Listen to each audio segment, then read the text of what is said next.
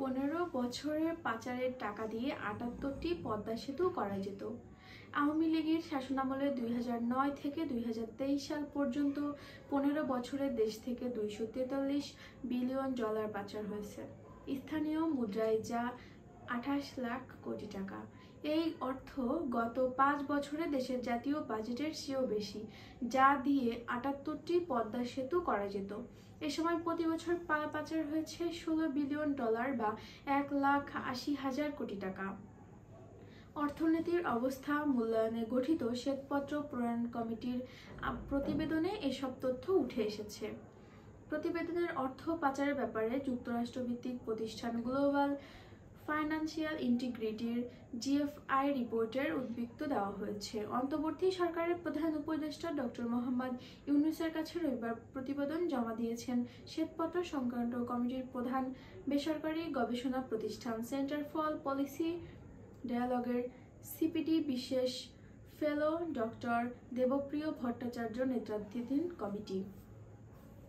প্রতিবেদনে বলা হয়েছে, আলোচ্য সময়ে সবচেয়ে বেশি দুর্নীতি ব্যাংকিং খাত, বিদ্যুৎ জ্বালানি উন্নয়ন প্রকল্প, শিক্ষা এবং স্বাস্থ্য খাতে। 29টি প্রকল্পের মধ্যে 7টি বড় প্রকল্প পরীক্ষা দেখা গিয়েছে। প্রতিটিতে অতিরিক্ত ব্যয় 10,000 কোটি টাকার বেশি। ব্যয়ের সুবিধা বিশ্লেষণ না করেই প্রকল্পের ব্যয় 70% বাড়ানো হয়েছে। 15 বছরের বার্ষিক উন্নয়ন কর্মসূচিতে এডিপি 7 লাখ কোটি টাকার বেশি ব্যয় হয়েছে। এর 40% অর্থ আমলারা লুটপাট করেছে। এ সময়ে কর অব্যাহতির পরিমাণ ছিল দেশের মোট জিডিপির 6%। এটি অর্ধেক নামিয়ে আনা গেলে শিক্ষা বাজেটের দ্বিগুণ এবং স্বাস্থ্য বাজেটের 3 গুণ করা যেত। বিদ্যুৎ উৎপাদনের 30 বিলিয়ন ডলার বিনিয়োগ করা হয়েছে। এর 10% অবৈধ লেনদেন হলো পরিমাণ হবে কমপক্ষে 3 বিলিয়ন ডলার। প্রতিবেদনে বলা হয়েছে, ব্ল্যাক হোলের গভীর ব্যাংকিং খাত ঋণ 6,75,000 কোটি টাকা। অর্থ পাচারে জড়িতদের আইনের আওতায় আনতে বিচার কাজ শুরুর সুপারিশ করেছেন কমিটি। রিপোর্ট প্রদান অনুসারে ডক্টর ইউনূস বলেন, এটি ঐতিহাসিক দলিল, বিষয়টি পাঠ্যপুস্তকে অন্তর্ভুক্ত করা হোক। ডক্টর দেবপ্রিয় ভট্টাচার্য বলেন, সমস্যাটি আমরা যতটা ভেবেছিলাম তার চেয়েও গভীর। শ্বেতপত্রে উঠে এসেছে আমরা কিভাবে চামচা পুঁজিবাদ জন্ম দিয়েছে।